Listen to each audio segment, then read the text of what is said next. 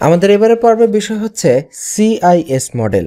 গত পর্বে এসইও কি আমরা সেই সম্পর্কে জেনেছি।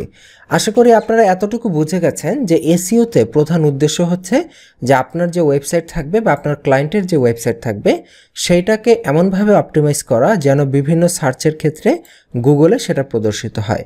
তো এখন গুগল হোক বা যে সার্চ ইঞ্জিনে হোক না কেন, এই সার্চ ইঞ্জিনে আপনার ওয়েবসাইটকে যদি আপনি প্রদর্শন করাতে চান তাহলে সার্চ ইঞ্জিন কিভাবে কাজ করে সেইটা জানা কিন্তু অত্যন্ত ইম্পর্ট্যান্ট। তো সার্চ ইঞ্জিনের কাজ করার যে মডেল সেই মডেলটাই হচ্ছে মূলত সিআইএস মডেল বা ক্রল ইন্ডেক্স সার্ভ মডেল। এই মডেলটা আমরা যদি একটা লাইব্রেরির সাথে তুলনা করি তাহলে আপনারা খুব ক্লিয়ারলি বুঝতে পারবেন। মনে করুন একটা বড় লাইব্রেরি যেখানে 10 লক্ষ বই আছে। একটা লাইব্রেরি কিভাবে অপারেট হয়, এই যে বইগুলো লাইব্রেরিতে আসে সেই লাইব্রেরির কিন্তু একটা ডাটাবেস থাকে। সেই ডাটাবেসে বইগুলো লেখা থাকে যে এই বইটা অমুক তাকে আছে, ওই বইটা অমুক তাকে আছে, এইভাবে সাজিয়ে রাখা হয়।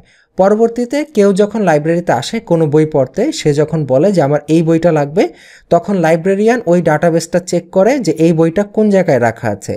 সেখান থেকে ওই তাকের নাম্বারটা যে বইটা পড়তে এসেছে তাকে বলে দেয় এবং সে তখন ওই তাক থেকে বইটা নিয়ে পড়ে। এইভাবে কিন্তু একটা লাইব্রেরি অপারেট হয়। এক্স্যাক্টলি সেম মডেলে সার্চ ইঞ্জিনও কাজ করে। প্রথমে কি করে, সার্চ ইঞ্জিন ওয়েবসাইটকে ক্রল করে। যেমন আমি যদি গুগলের কথাই বলি, গুগলের এরকম ক্রলার আছে। এই ক্রলারগুলোকে বলা হয় বট, অনেকে বলে স্পাইডার, অনেকে বলে রোবট। যেটাই বলুক না কেন, এই বটগুলোকে গুগল 24 ঘন্টা পুরো ইন্টারনেটে পৃথিবীব্যাপী বিভিন্ন ওয়েবসাইট ব্রাউজ করতে থাকে। এই ক্রলের কাজ কি? এই ক্রলারের কাজ হচ্ছে বিভিন্ন ওয়েবসাইট ব্রাউজ করে করে সেই ওয়েবসাইটে কোন ধরনের তথ্য আছে সেই তথ্যগুলোকে ক্রল করা বা জানা যে কোন ওয়েবসাইটে কি আছে। এবং এটা জেনে তারপর কি করে, গুগলের একটা ইন্ডেক্স আছে যেখানে প্রচুর পরিমাণ তথ্য জমা করা। সেই ইন্ডেক্সে জমা করে যে অমুক লিঙ্কে এই রিলেটেড তথ্য পাওয়া যায়, আবার অমুক লিঙ্কে ওই রিলেটেড তথ্য পাওয়া যায়। এই বিষয়গুলো গুগল তার নিজের ইন্ডেক্সে জমা করে এবং পরবর্তীতে ওই যে বিষয়টা সে জমা করেছে ওই রিলেটেড বিষয়ে কেউ যখন গুগলে সার্চ করে তখন গুগল ওই যে তার কাছে যে ডাটাগুলো আছে ওই ডাটাগুলো থেকে যে ওয়েবসাইটগুলো সব থেকে ওই টপিকের সাথে যায় বা ওই টপিকের সাথে কোয়ালিটি আছে এরকম, সেই বিষয়গুলোকে গুগল তার রেজাল্টে প্রদর্শন করে। বিষয়টা খুবই সিম্পল। মনে করুন আপনি একটা ওয়েবসাইট করেছেন, আপনি ওয়েবসাইটে নতুন একটা পোস্ট করেছেন যে ধরুন ওয়েব ডিজাইন রিলেটেড একটা পোস্টের কথা বলে হাউ টু ইনস্টল ওয়ার্ডপ্রেস, অর্থাৎ ওয়ার্ডপ্রেস কীভাবে ইনস্টল করতে হয়। এই যে আপনি একটা আর্টিকেল লিখে আপনার ওয়েবসাইটে পাবলিশ করেছেন, তো গুগলের যে ক্রলার বা যেই রোবট সেটা কিন্তু 24 ঘন্টায় ইন্টারনেটব্যাপী ঘুরতেছে। তো সেই রোবট হঠাৎ করে দেখলো যে আপনি আপনার ওয়েবসাইটে এই রিলেটেড একটা আর্টিকেল পাবলিশ করেছেন, তখন সে তার ইন্ডেক্সে এই তথ্যটা জমা করে দিল যে এই রিলেটেড একটা আর্টিকেল এই ওয়েবসাইটের এই লিঙ্কে পাবলিশ করা আছে।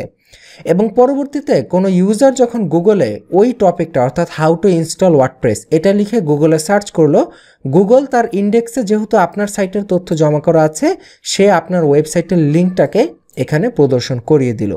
এই সিম্পল একটা মেথডে সার্চ ইঞ্জিন কাজ করে থাকে।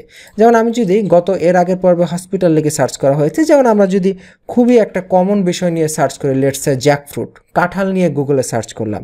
এখন দেখেন কাঁঠাল নিয়ে গুগলে দেখেন তো কতগুলো রেজাল্ট এখানে অলরেডি তাদের ইন্ডেক্স থেকে সে এখানে প্রদর্শন করছে।